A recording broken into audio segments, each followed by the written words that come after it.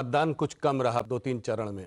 ये भी देखा गया थोड़ा, अभी अगर आप देखें तो पिछले कुछ दिनों से स्टॉक मार्केट में भी थोड़ा उतार है, एफआईआई सेलिंग आ रही है, कुछ ऐसी खुसफुसाहट चल रही है कि शायद जो नंबर आप लोग सोच रहे थे उस नंबर के आसपास आप लोग ना पहुंच पाए। आपने मुझे 4 महीने पहले 330 का नंबर भारतीय जनता पार्टी के लिए दिया था, तो क्या आंकड़ा देख रहे हैं आप?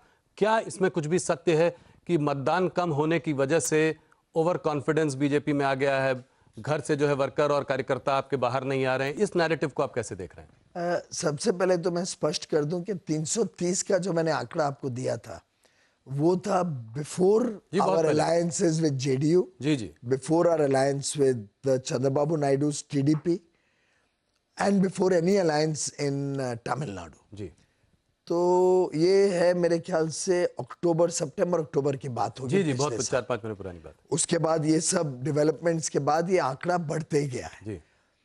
इससे भाजपा का भी आंकड़ा बढ़ा और हमारी एक ओवरऑल एनडीए अलायंस का भी आंकड़ा बढ़ा। इसके साथ साथ परिस्थितियों में भी फर्क पड़ा। उदाहरण के लिए पश्चिम बंगाल और उड़ीसा और तेलंगाना, ये 3 ऐसे स्टेट्स हैं जहां बड़े स्पष्ट रूप से भाजपा की जो परफॉर्मेंस हम पहले आकलन लेते थे उससे कई अधिक लोगों में प्रतिसाय और प्यार और आशीर्वाद मिल रहे।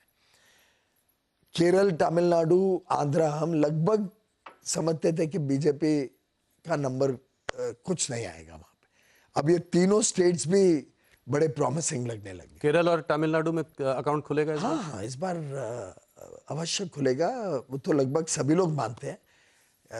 केरल में अकाउंट भी खुलेगा और शायद वो अकाउंट ऐसा खुलेगा कि चौंकाने वाला होगा, both in terms of seats and in vote share. Vote share में तो सब इस बात को मानते हैं, सीट कन्वर्जन होगा। सीट्स में भी 2 या 3 सीट्स ऐसी हैं जिसमें हम बहुत स्ट्रांगली रेस में हैं, एक तो पक्का जीतेंगे।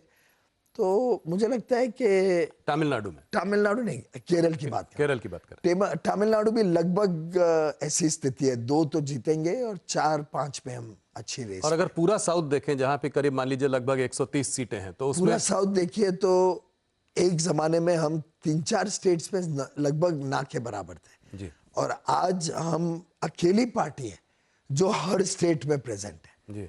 जैसे ही हम केरल, तमिलनाडु में अकाउंट खोल लेते हैं, आंध्रा में तो अच्छा रिजल्ट आएगा इस बार, लगभग स्पष्ट है। कल आपने विजयवाड़ा का रिस्पांस अवश्य देखा होगा, अद्भुत था।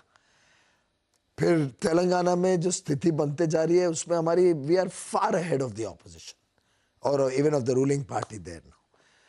फिर कर्नाटक में लगभग we been able to maintain our position. Karnataka में आप लोगों की बहुत भारी जीत थी पिछली बार, मेंटेन कर पाएंगे उसको? कह रहे हैं लोग कि वहां पे थोड़ा माहौल दबा हुआ है। 1-2 सीटों में कभी माहौल आगे पीछे हो सकता है, पर मुझे नहीं लगता कि इस बार और पिछली बार में बहुत लंबा चौड़ा फर्क होगा, क्योंकि ये राष्ट्र का चुनाव है, देश का चुनाव।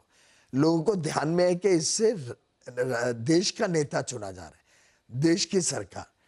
और इतना तो सब मानते हैं कि वो जो पुराने काली घटा वाले दिन थे, यूपीए के भ्रष्टाचार से लेप्त प्रधानमंत्री जो करते हैं उसको एक युवराज उठा के प्रेस कॉन्फ्रेंस में ध्वस्त कर देते हैं, रोज हर हफ्ते महीने एक नया भ्रष्टाचार का कांड बाहर खुलता है। प्रधानमंत्री इतने निहत्थे के बोलते हैं मैं क्या करूं भाई, these are compulsions of coalition politics. इस प्रकार की सरकार आज देश में कोई हिस्से में लोग नहीं चाहते। तो दक्षिण में जो माननीय अमित शाह जी